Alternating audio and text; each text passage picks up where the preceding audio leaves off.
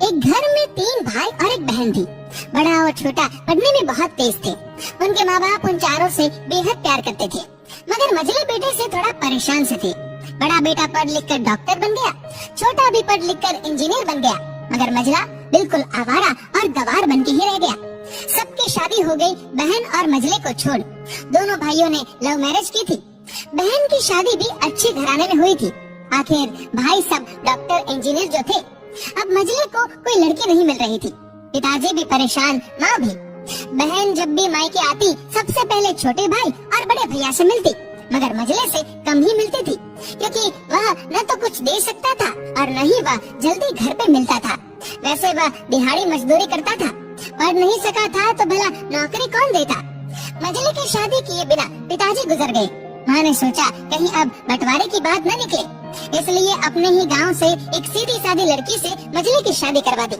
शादी होते ही न जाने क्या हुआ कि मझला बड़े लगन से काम करने लगा। दोस्तों ने कहा, ए चंदू आज अड्डे पे आना। चंदू बोला, आज नहीं फिर कभी। दोस्त कहता है, अरे तू शादी के बाद तो जैसे बीवी का गुलाम ही हो गया है। चंदू ने कहा, अरे ऐसी बात नहीं, कल मैं अकेला एक पेट था तो अपने रोटी के हिस्से कमा लेता था, अब 2 पेट है आज, कल और होगा।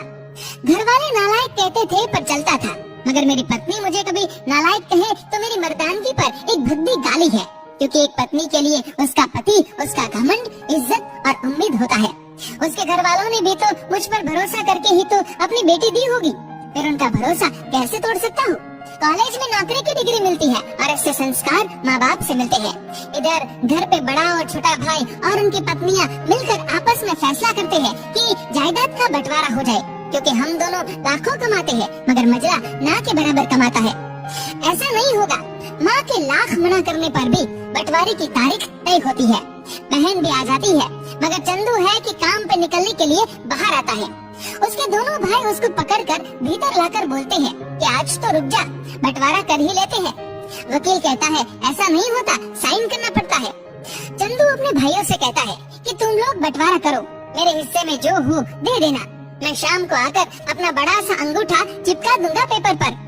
बहन बोली, अरे बेवकूफ, तू गवार का गवार ही रहेगा, तेरी किस्मत अच्छी है कि तुझे इतने अच्छे भाई और भैया मिले। फिर माँ भी बोली, अरे चंदू आज रुक जा, बंटवारे में कुल 10 बीघा जमीन में से दोनों भाई 5-5 रख लेते हैं और चंदू के लिए पुश्तैनी घर छोड़ देते हैं। तभी चंदू जोर से चिल्लाता है, अरे फिर हमारी छुटकी का हिस्सा कौन सा है। दोनों भाई हंसकर बोलते हैं, अरे मूर्ख, बंटवारा भाइयों में होता है और बहनों के हिस्से में सिर्फ उसका मायका ही है। चंदू कहता है, ओ शायद पढ़ा लिखा न होना भी मूर्खता ही है। ठीक है, अब दोनों ऐसा करो, मेरे हिस्से की वसीयत मेरी बहन छुटकी के नाम कर दो। दोनों भाई चकित होकर बोलते हैं, और तू? चंदू माँ की ओर देख के मुस्कुराकर बोलता है, मेरे हिस्से में माँ है ना। फिर अपनी बीवी की ओर देखकर बोलता है मुस्कुरा के, क्यों चंदूनी जी, क्या मैंने गलत कहा? चंदूनी अपनी सास से लिपट कर कहती है, इससे बड़ी वसीयत क्या होगी मेरे लिए कि मुझे माँ जैसी सासू मिली और बाप जैसा ख्याल रखने वाला पति। बस यही शब्द थे जिन्होंने बंटवारे को सन्नाटे में बदल दिया। बहन दौड़कर अपने गवार भैया से गले लगकर रोते हुए कहती है कि माफ कर दो भैया मुझे, क्योंकि मैं समझ न सकी आपको। चंदू अपनी बहन से कहता है, इस घर में तेरा भी उतना ही अधिकार है जितना हम सभी का।